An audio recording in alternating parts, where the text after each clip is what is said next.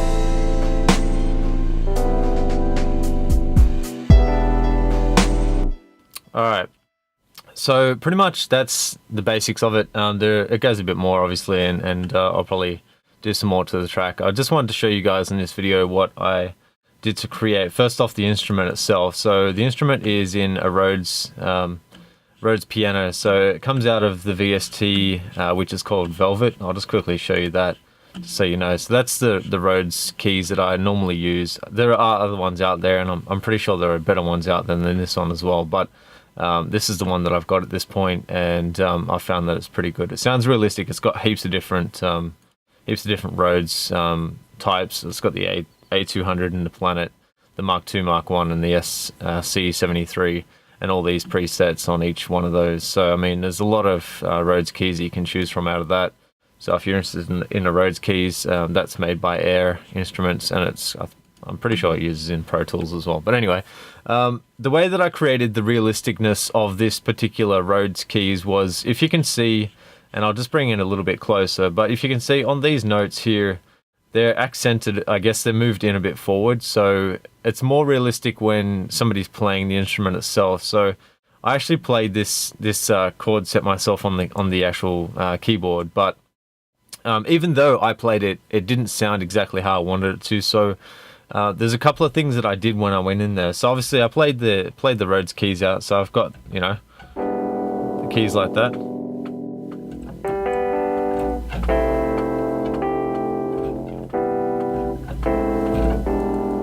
So pretty much. So when you're playing, obviously you're not always hitting the keys exactly at the same time. So that's what creates that realism when you're playing. So I mean, as you can see there, I've got the bass note kind of first anyway, but it's almost the same time, but not exactly.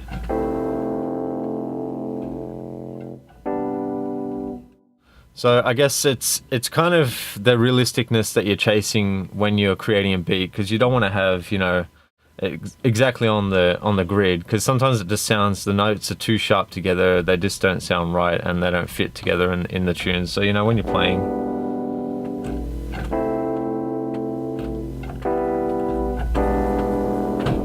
so pretty much it's not exactly right all the time. So that's the key to this, I guess. So how I got this in that kind of setup was, I first highlighted all the notes, and there's a function within Studio One which, if you go down here, it's called Humanize. That Humanize function allows you to give different velocity settings to each note. So if you press that Humanize function, you'll see down the bottom here, all the velocities change, and they're not exactly the same. They're all different velocities, so you know, it's not going to give you the exact same velocity every single time. So kind of makes it sound real, because you know, you don't always hit the same velocity at the same time with every note, but it's more of a realistic feel to it.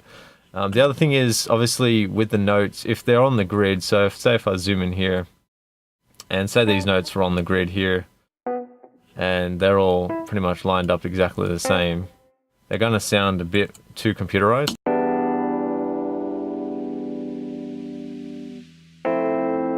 So it sounds a bit sharp and a bit harsh, but then when you undo that,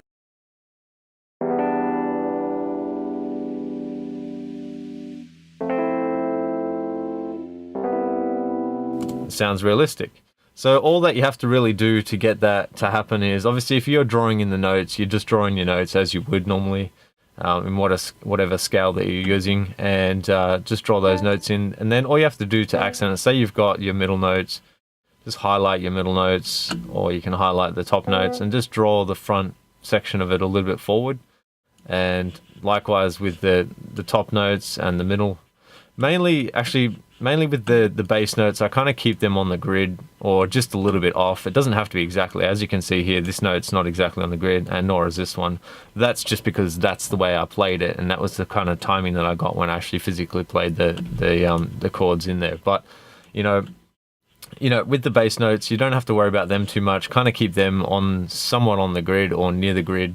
But I kind of try to accent these top notes a little bit, and I usually, from the bass note of that chord, I usually leave that, but then I'll start to adjust these two second and the top notes there to give that realistic feel to it, so it sounds more realistic.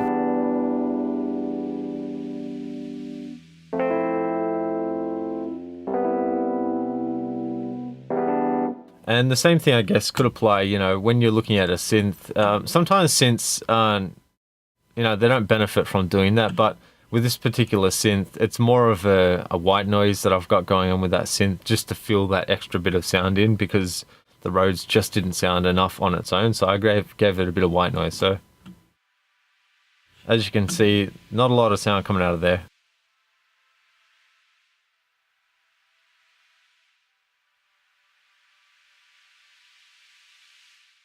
With it together.